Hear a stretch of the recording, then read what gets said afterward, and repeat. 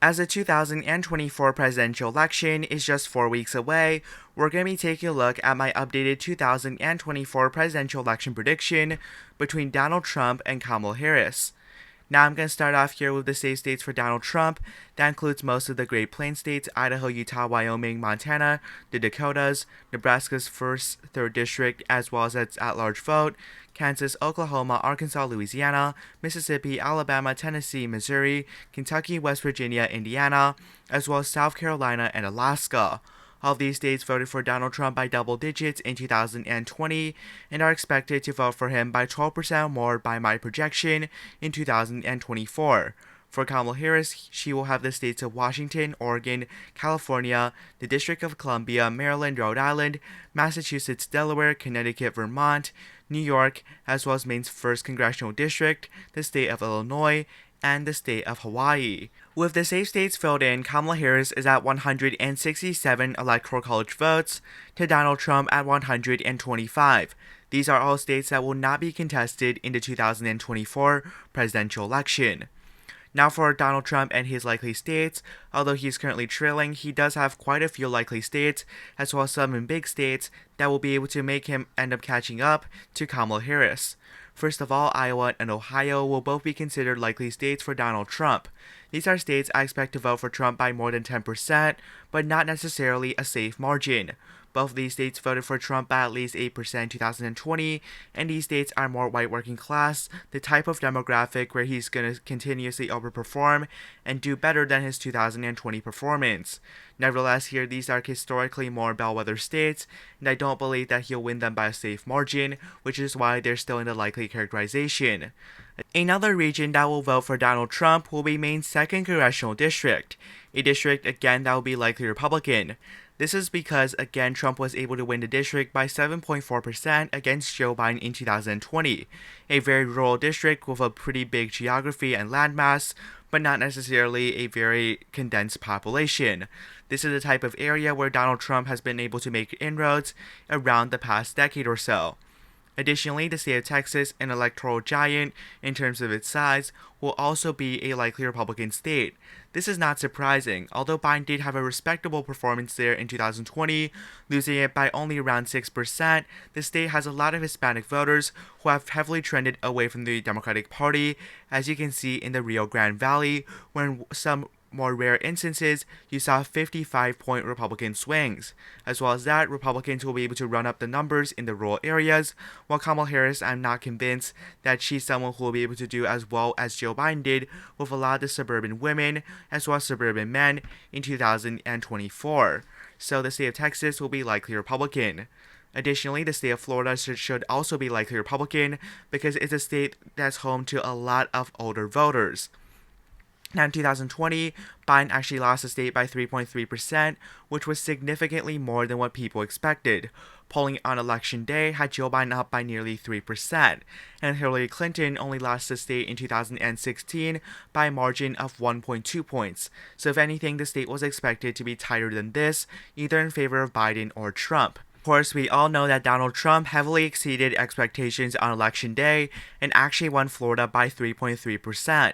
Another reason that Kamala Harris will probably flop in the state of Florida is because it is a much older state than the average median population across the other states in the United States. It's home to a lot of the elderly voters, especially in counties like Lee County, Charlotte County, or Collier County. Right, the median age in some of these counties are very high.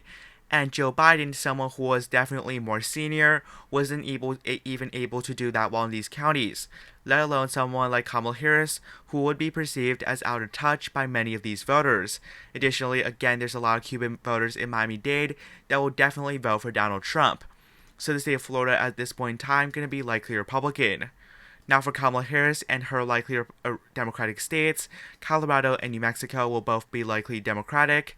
That's not too surprising. Both those states voted for Joe Biden in 2020 with Kamala Harris on the table by 13.5 in Colorado and 10.8 in the state of New Mexico. Now, another state that will vote for Kamala Harris by a likely margin would be the state of New Jersey. That is not too surprising in my opinion. We all know that New Jersey is considered a likely blue state because it's a state where Joe Biden won by 17% or about 16%. It's not really contested by Donald Trump. Now, that does bring up Kamala Harris to 196 Electoral College votes and Donald Trump to 219. As you can see, there's still 123 contested Electoral College votes, and that's where the election will truly be decided. Now, first off is the state of Nevada. Now, in the two most generic ways of looking at the election, in terms of polling, which has Harris up by 0.9%, or the betting markets, which does have Harris leading with 53% of support, you may think that Kamala Harris is narrowly favored. However, I do believe that Trump is favored to win the state of Nevada. One of the reasons is its heavily Hispanic state, as well as a lot of Hispanic voters do end up living in the state of Nevada. And currently, Democratic support among that group of voters is plummeting. In 2020, Joe Biden won the election and won Hispanic voters by 33%.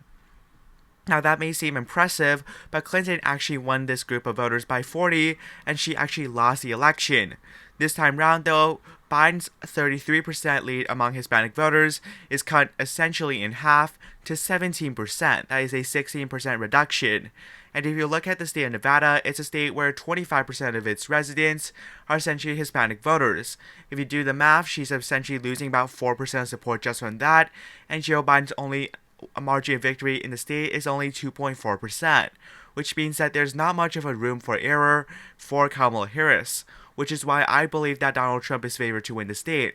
Additionally, in 2022, Republicans swept a lot of the statewide offices in the state of Nevada. They flipped the governor's race with Steve Sisolak losing to Joe Lombardo.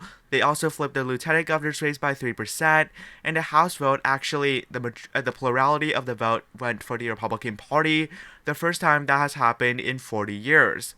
So there's a lot of Republican potential in the state of Nevada, and at this moment in time, I will have the state of Nevada right now leaning towards the Republican Party. I think that Trump will win the state by roughly 2.5%. Now, next up is the state of Arizona. Arizona is quite drastically different from the state of Nevada for several reasons. Firstly, if you look at polling here, Donald Trump has maintained a 1.3% advantage over Kamala Harris. And if you look at the more recent polling, you can see that Trump has been ahead in most of them. Additionally, on Polymarket, as you can see, Trump has around a 2-to-1 advantage in Arizona, suggesting that general potential voters, as well as people who are actually betting their money, believe that Trump is favored in this state. Now, in 2020, Joe Biden won the state of Arizona against Trump by roughly 10,000 votes. It was an ultra-close margin, which means that Trump has a pretty easy pathway to win. If he's able to simply net about 5,000 votes from the Biden column, he would be at a virtual tie with Biden. And what happened in 2020 was Democrats, essentially Joe Biden won the independent vote by 30%. And that was quite an unprecedentedly high margin. Someone like Kamala Harris, who may not be considered as moderate as Joe Biden or as mainstream as Biden, could definitely see some reductions in support in Arizona, and thus I do believe that Democrats will end up losing the state to Donald Trump by about 3%, so Arizona is going to be in the lean red column. Obviously, the state will still be competitive, and there's still going to be tens of millions of dollars poured in, but I just believe that Donald Trump is indeed the favored in the state of Arizona. Now, the next state on this list here is the state of Georgia. Georgia polling has historically been more accurate compared to some of the other states like Nevada or Arizona. And Georgia has a similar dynamic to Arizona. It's a state that has been trending blue, but currently Trump has a 1.3% advantage. Now, polling there was quite accurate in 2020, and what you see is that in some of these polls here, this is a relatively competitive race, though Donald Trump seems to have a narrow edge in some of the more recent polling. And in Polymarket right now, you can see that Donald Trump again has a 64% chance of victory. These are pretty solid odds for the former president, as two states are likely to flip on this map. Now, if you go to some of the actual election results from 2020, again, this was a state decided by 11,000 votes. And where Democrats were able to end up winning is the Atlanta suburbs. You look at the trending map, right? Cobb County, this is one of the most populated counties in Georgia. That's about 8% of the population in the entirety of the state of Georgia. It trended 12 points in favor of Joe Biden. Another example, Gwinnett County, about 8.5% of the state's total population, again trended 12% in favor of Joe Biden. And these are not isolated examples. You see these arrows in the more populated areas around Atlanta. These were some huge shifts in favor of Joe Biden. And essentially some of these counties which are more traditionally moderate has a lot of more Republican voters, voted for George W. Bush by like 10% or even high double digits. These are voters that are more disaffected with the Republican Party. Nevertheless, here again, Joe Biden was more of a moderate candidate, and someone like Kamala Harris may be considered more out of the mainstream. And as a result, it does seem like that some of this pre-election data, as well as what we're seeing with early voting as well, being a pretty positive sign right now for the Republican Party, Georgia will be considered lean for the Republican Party. Now going to the state of North Carolina. Now, of course, the entire Mark Robinson debacle hasn't necessarily helped the Republican Party in North Carolina, but nevertheless, here, Republicans are still doing pretty solid in some of the more generic ways of looking at the election. In North Carolina right now, Trump has a 0.8% advantage, which may seem tight, but do remember Biden lost the state by 1.3 despite leading in the final polling by about 2% on election day. And even though a lot of these voters, they're very reluctant to say that they're going to vote Republican because of Mark Robinson, you still see that Trump has the advantage. And on Polymarket here, again, you see Trump shaded in this likely Republican color, where he has a 60% chance, according to Polymarket, of securing this state. And I don't think that's too surprising. He was able to win the state in 2020 by about 1.3%. And honestly, I don't see Kamala Harris flipping any states that Joe Biden did win from the Trump column back in 2020. She just doesn't have the appeal in some of the suburban areas like Wake County and Mecklenburg County. And Republican turnout in the rolls are going to be crazy. Additionally, if you look at the early voting numbers right now, it does seem like that Republicans are doing much better than 2020. Now, albeit this is a very different environment where we're seeing that COVID is not as big of an issue, if it's an issue at all. It's essentially not something that's hampering how people are going to vote. Nevertheless, if you look at some of the vote requests versus vote returns in the state of North Carolina, it doesn't look too favorable for the Democratic Party, and I'm starting to think that Republicans are going to be favored again in North Carolina by roughly 3 to 4 points. I'd say Arizona's about R+3, Georgia's about R+3, North Carolina's also somewhere around R+3 in my opinion. Now next up is the state of Virginia. Virginia is not necessarily a state where Republicans absolutely need to win. Just to the contrary, it's not a state where Republicans are necessarily probably going to divert a significant amount of funds in. In 2020, Joe Biden won the state over Donald Trump by double digits, securing the state as a state that's not super competitive, unlike how it was back in 2012, 2008, and 2016. Now this time around, the state of Virginia does appear at one point in time to be competitive. And if you look at Polymarket here, there was one point in time where the Republican share was all the way up to 55%, just 5% below the Democratic share. But that was for quite a small period of time, and essentially at this point in time, Democrats have about an 88% chance to the Republicans at a 13% chance. And polling does reflect that, with Kamala Harris up by 6.8%, which is not necessarily the closest margin. Now, Virginia could be a dead giveaway on the election day. If what we see in some of the more suburban areas like Loudoun County, like Fairfax County, or Prince William County here, in around the Washington, D.C. suburban region, if these counties are actually surprisingly competitive, or if Trump is winning Virginia Beach, Chesapeake, Chesterfield County by several points, that could be a dead giveaway that Harris is going to lose the election, and essentially that she is done in the suburbs, which would indeed indicate that she is essentially done nationwide. But other than that, the state of Virginia is not all that competitive. I think Virginia is going to be about a 5% margin, which does place it down as a lean characterization, but nevertheless, the state will not be all that competitive, and the chances of the state going red are pretty minimal, although the state will probably, in all likelihood, be at least somewhat competitive. Now going to the state of Minnesota. Of course, Tim Walz is from the state of Minnesota, so we don't have to discuss a lot from the state. Honestly, it probably will go to the Democratic Party by around 5%. 92% odds are probably a bit too high, so if I had to purchase something, I might purchase it in the Trump category because I think that Trump will climb to about 15% on election day, but nevertheless, here the state of Minnesota, not necessarily going to go for the Republican Party. Now going to some of the other states here, New Hampshire, I'm going to get that out of the way. That's also going to be considered a lean blue state. It's not all that competitive. It's 89% for Harris. For obvious reason, it's a very college-educated state, and polling suggests the state is not all that competitive. Joe Biden might actually lose New Hampshire according to some of the polls that was conducted when he was still in the race, but right now, again, Joe Biden is not actually in the race, but rather Kamala Harris is.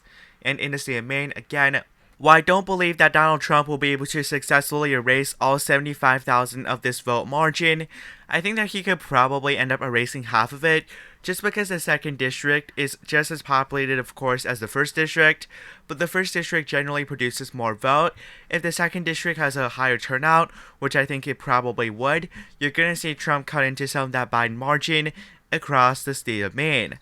And thus, as of right now, Maine's at-large vote would be about D plus 4 to 5, which is not as good as a likely margin, and that could end up indicating something in the rest of the country, but at this point, again, Kamala Harris is still heavily favored across the state of Maine.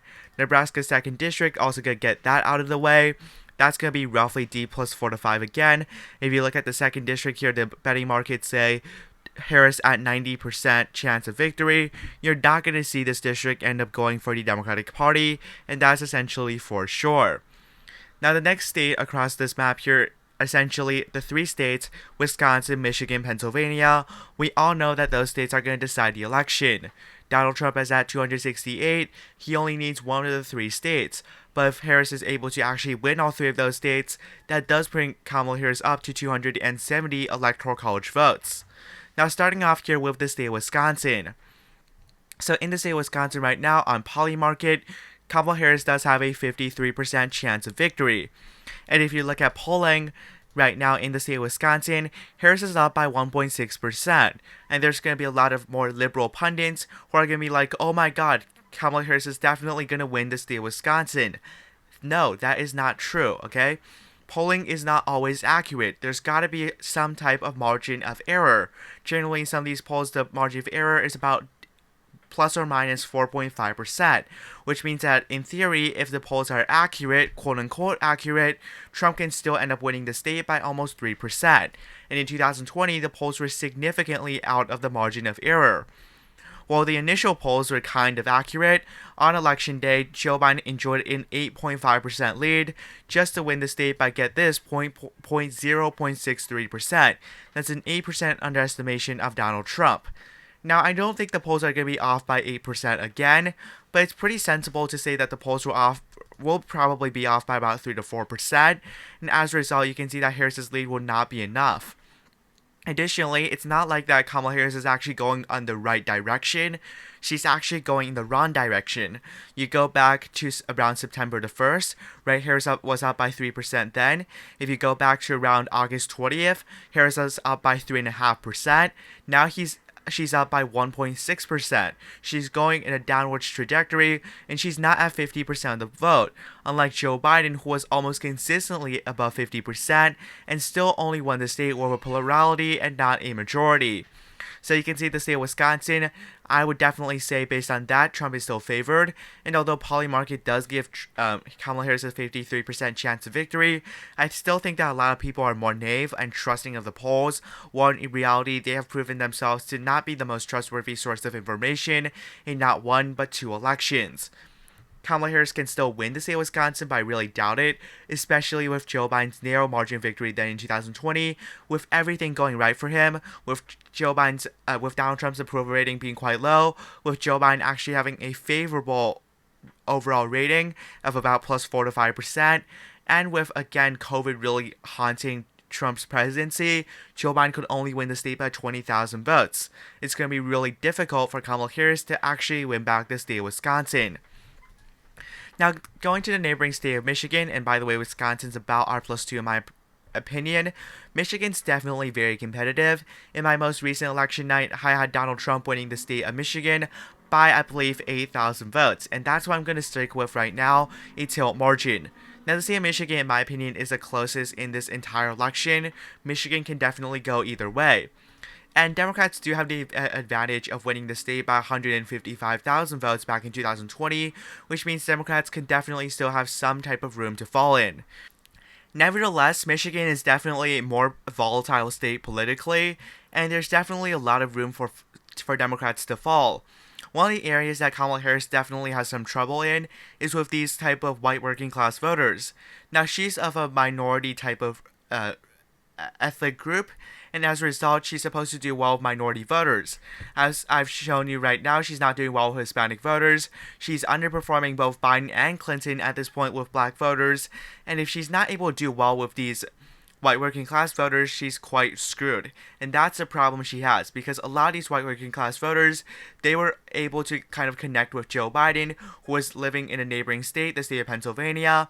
And the fact is, Joe Biden claimed to be from a middle-class family, and those things, they do end up resonating with especially a lot of these white working-class voters, who Biden claims really knows pretty well. The problem here with Kamala Harris is that she doesn't have those connections, and she's from a minority group, and she doesn't have that type of political experience that Biden has with finessing his statements, appealing to these blue dogs in many of these areas like Macomb County, which is like 10% of the electorate across the state, right? Going to next door county, the Oakland County, this was a blue trending county, voted for Biden by a pretty substantial margin, 110,000 votes.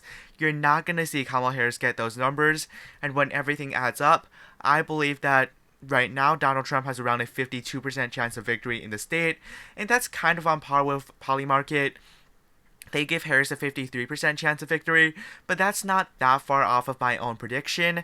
So although you see that, okay, Polymarket says Harris is going to win, I say Trump is going to win, that's not necessarily that big of a difference. And at this point, if you look at polling as well, the state is not as lopsided in terms of polling as Democrats would probably want it to be. Do you remember that in Michigan, Joe Biden had an 8% advantage just to win the state by about 2.5%, and right now Kamala Harris is only up by 1.6. You look at some of the polling, again, close to September, Harris had almost a 3.5% advantage at her peak. Now she's at one of the lowest points she's ever been since around August 1st. So that's definitely not a good sign for Kamala Harris. Now finally in Pennsylvania, in this election, the general consensus is that Pennsylvania is the reddest of the three Rust Belt states, Wisconsin, Michigan, and Pennsylvania. Now, as of right now, Trump has a 56% chance of winning in the state. And that's a problem here for Kamala Harris. People don't have confidence that she's actually going to win. And if you look at polling, it actually looks pretty bad for Kamala Harris. She's only up by 0.6%. And guess what the margin of error is? It's around 4.5%, which means that if the polls are quote-unquote accurate, Trump could still end up winning the state by 4%. And again, polls are not accurate. In the state of Pennsylvania, polls are generally more accurate than Wisconsin and Michigan, but even in 2020, even under this situation, Joe Biden still underperformed polling by roughly 3.5%. And this time around, you're seeing that polls are more split, and some of the more recent polls do suggest that Kamala Harris is actually trailing Donald Trump or at around even, and that's not where Kamala Harris wants to be. As the incumbent party, again, with such a narrow margin of victory in 2020, with such an unpopular president, and although she's not technically the incumbent, most people do associate her with the Biden-Harris administration, because, Harris is in the Biden-Harris administration, and guess what? That's not playing too well for the Democratic Party. That's kind of why Biden dropped out, because voters didn't really like Biden. He was not only kind of senile, but also he was a guy who had a low approval rating, and people felt the financial hardships in their lives when Biden was the president of the United States. And though Harris has replaced Biden, she still needs to fight off that stigma, and that's going to be difficult. Additionally, in Pennsylvania, everything went right for Kamala Harris in 2000 and Joe Biden in 2020. Biden was born in the state of Pennsylvania. Biden was raised in the state of Pennsylvania. Biden spent a huge sum of money in Pennsylvania. People were confident. His donors gave him a lot of money. But guess what? The margin was only 1.2%. And when the margin's only 1.2%, you have to look at where Kamala Harris can fall in some of these numbers. One of the areas she's definitely going to lose some grounding is some of these more working class areas around Lehigh County, Bucks County, Northampton County, right? These are more working class areas. She's definitely going to tumble a bit, as well as the fact that Donald Trump's going to be able to gain in an area like Butler, Pennsylvania, where Trump was attempted to be assassinated a few weeks ago, maybe a month or two ago. And what happened was Trump today did or a few days ago, did a rally in Butler, Pennsylvania, and you're going to see this type of rule turn out for Donald Trump, and you're really not going to see that level of enthusiasm for Kamala Harris. Even Biden was only able to win the state by 70,000 votes, and again, Kamala Harris doesn't have that level of support that Joe Biden would have in his home state. And when everything is considered, you would have to say that Donald Trump is favored to win Pennsylvania right now, in my opinion, by roughly 2%, which does give Donald Trump 312 electoral college votes to Kamala Harris at 226. Now, this election is still competitive. If Kamala Harris is able to win Wisconsin, Michigan, and Pennsylvania, which is not completely impossible, or if she's able to win some of these Sun Belt states and win some of the Rust Belt states, again, that's also not impossible. She could still definitely win the election. But at this point, I think Donald Trump is favored due to an integration and combination of several factors. First being Joe Biden's severe unpopularity. Secondly, Kamala Harris is not doing as well as in the polls as she probably needs to be, because polls consistently overestimate Democrats, and she's up in Pennsylvania by like a point, Michigan by 1.5 points, Wisconsin by 1.5 points, trailing in Arizona by 1.5 points, trailing in Georgia by 1.5 points. Again, even though polls consistently overestimate Democrats, at least against Donald Trump, she's not even doing that well in the polls, let alone in some of the general election data. The early vote also doesn't look too good for the Democratic Party, and if you look at Polymarket here, again, Biden had a pretty good chance of winning according to Polymarket. Right now, if you look at the competitive states, Pennsylvania, Trump 56, Harris 44, right? Georgia, this was a state Biden won, 20% lead for Donald Trump. Going to Arizona, right? This was a state Biden won, 34% lead for Donald Trump. Even with Wisconsin and Michigan, where Harris has the best shot, at least according to the betting markets, it's still roughly a coin toss 50-50. And those are not the numbers you want to have if you're Kamala Harris. Now, would I take a 48.3% chance at winning the presidency? Absolutely. But if you're Kamala Harris right now, I wouldn't necessarily say I'm very confident. So thank you for watching today's video. Be sure to like and subscribe to my YouTube channel. Thank you for watching. Have a nice day. Goodbye.